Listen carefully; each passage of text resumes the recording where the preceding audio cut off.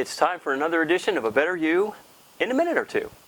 Before I start with today's topic, though, I would like to take a moment to once again thank everyone who took the time to write me, to text me, to even a couple of phone calls about our last episode. Don't worry, be happy.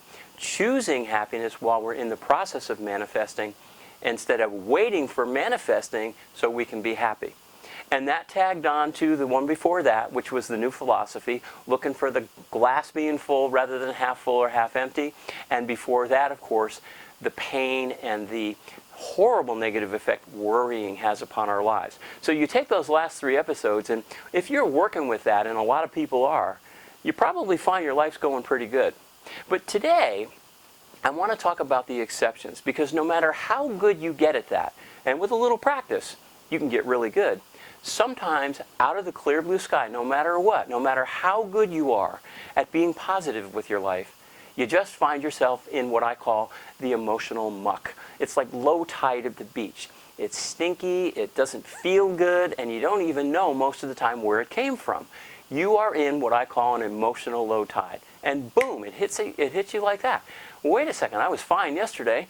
I was okay when I went to bed last night. Nothing really bad's happened. Why? What I just want to... So, what do you do in those situations? Because most of the time you really aren't sure where it came from.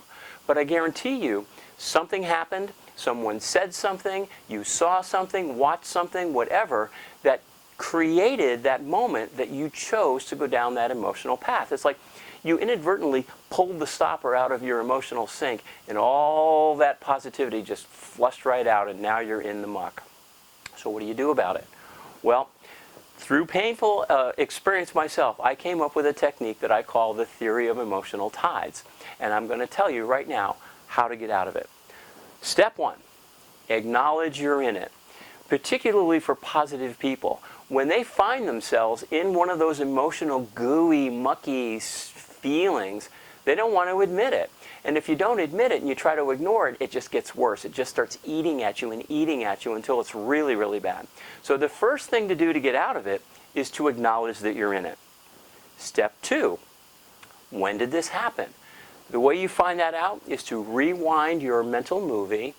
Go back to a time when you knew you felt good. It could be yesterday or 2 days ago. I was okay 2 days ago.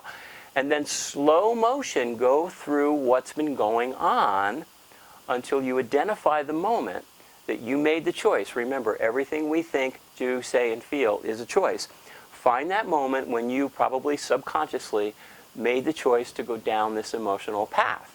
It could be something someone said. It could be something you saw on TV or read in the paper. It could be something someone did or didn't do. But there's always a moment that creates the choice that takes us down that path to pulling the plunger out of our emotional sink.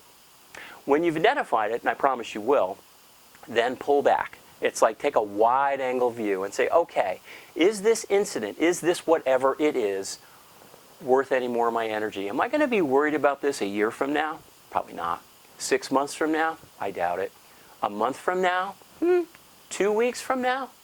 You know, 99.99999% of the time, the answer is no, I'm not going to care.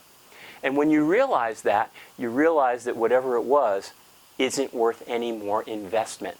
No more energy. And as soon as you do, you can let it go.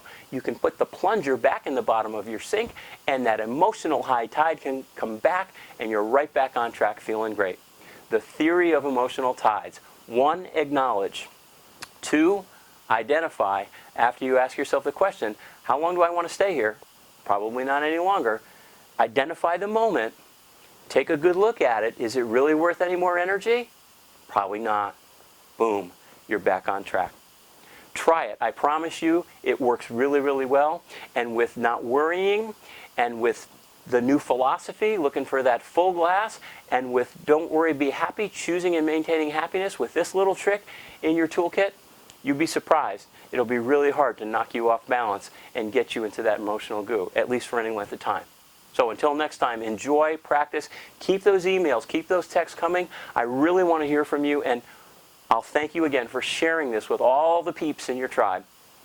And remember, it's all about a better you. So long.